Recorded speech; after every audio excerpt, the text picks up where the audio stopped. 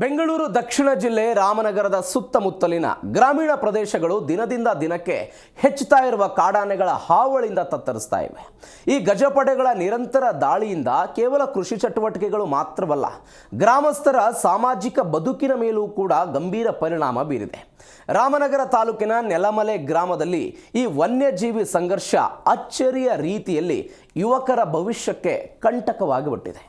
ಕಾಡಾನೆಗಳ ಭೀತಿಯಿಂದಾಗಿ ಇಲ್ಲಿನ 30ಕ್ಕೂ ಹೆಚ್ಚು ಯುವಕರಿಗೆ ಮದುವೆ ಭಾಗ್ಯವೇ ಕೈತಪ್ಪಿರುವ ಆತಂಕಕಾರಿ ಸಂಗತಿ ಸದ್ಯಕ್ಕೆ ಹೊರಗೆ ಬಂದಿದೆ. ಗ್ರಾಮದಲ್ಲಿ 30ರಿಂದ 35 ವರ್ಷ ವಯಸ್ಸಿನ ಅರ್ಹ ಯುವಕರು ವಧು ಸಿಗದೆ ಪರಿತಪಿಸ್ತಾ ಇದ್ದಾರೆ.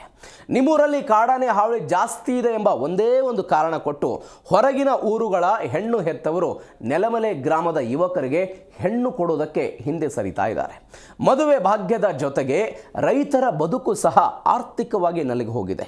ಇತ್ತೀಚೆಗೆ ಮಂಗಳವಾರ ರಾತ್ರಿ ನೆಲಮಲೆ ಗ್ರಾಮದ ಜಗದೀಶ್ ಎಂಬುವವರ ಜಮೀನಿಗೆ ನುಗ್ಗಿದ್ದ ಕಾಡಾನೆಗಳ ಹಿಂಡು ಸುಮಾರು 6 ಎಕರೆ ಪ್ರದೇಶದಲ್ಲಿ ಬೆಳೆದಿದ್ದ ಬೆಳೆಗಳನ್ನು ನಾಶ ಮಾಡಿವೆ.